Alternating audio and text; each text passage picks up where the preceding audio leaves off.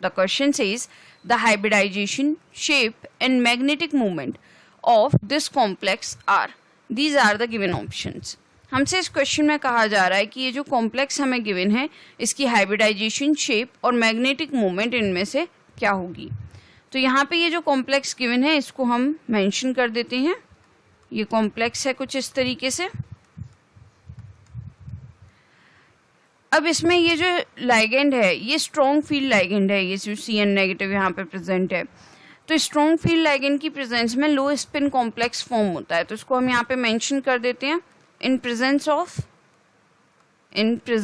Of strong field ligand, strong field ligand, ये हो गया हमारा यहाँ पे Cn negative.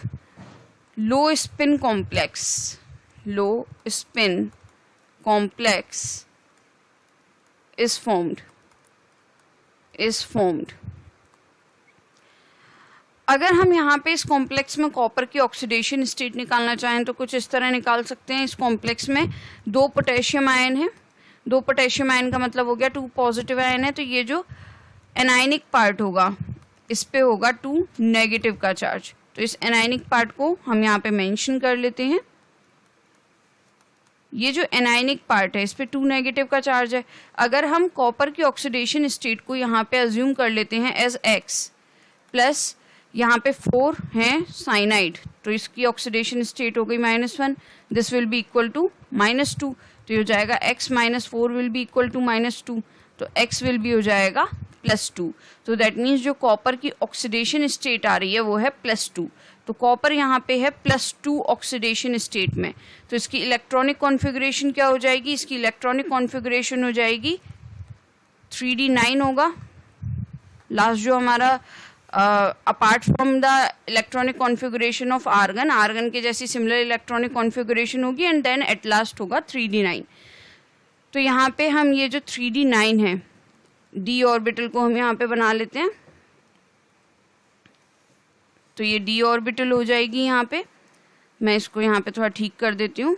So this will be like this 1 2 3 4. तो यहाँ पे टोटल है 9 इलेक्ट्रॉन्स कुछ इस तरीके से. इसके अलावा मैं इस इलेक्ट्रॉन को थोड़ा सा आगे बना देती हूँ. ये तो हो गई d ऑर्बिटल. अब इसके पास में 4s और 4p ऑर्बिटल भी होंगी जो कि वैकेंट होंगी.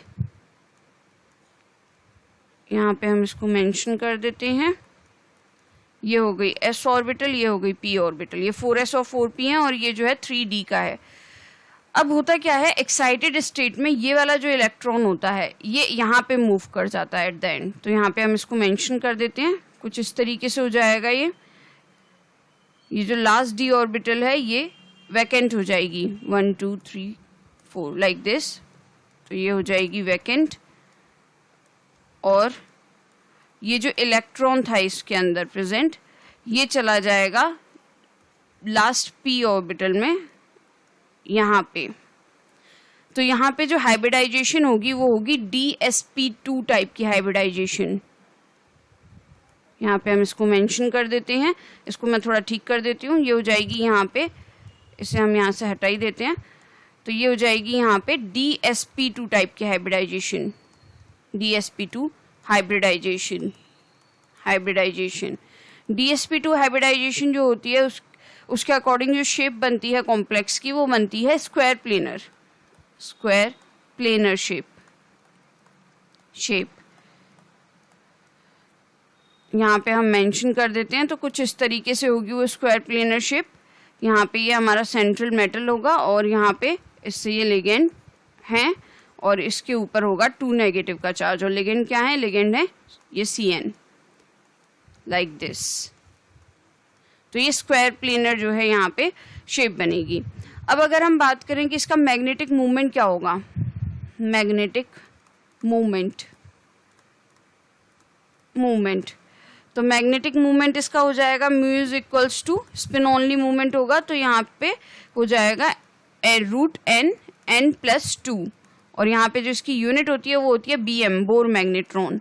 n यहाँ पे रिप्रेजेंट करता है नंबर ऑफ अनपेयर्ड इलेक्ट्रॉन को. तो ये हो जाएगा म्यू इज इक्वल्स टू यहाँ पे जो अनपेयर्ड इलेक्ट्रॉन है इसके पास में वो केवल एक है, जैसा कि हम यहाँ पे देख सकते हैं ये केवल एक इलेक्ट्रॉन है जो कि अनपेयर्ड है। तो यहाँ पे हम n की वैल्यू पुट करेंगे 1 1 1 प्लस 2 बोर मैग्नेट्रॉन। तो ये हो जाएगा mu is equals to √3 Bohr magnetron. तो जो म्यू की वैल्यू आएगी वो आ जाएगी 1.73 बोर मैग्नेट्रॉन। तो यहाँ पे जो हमारे ऑप्शंस गिवन हैं उनमें हम देख लेते हैं कि करेक्ट आंसर क्या होगा।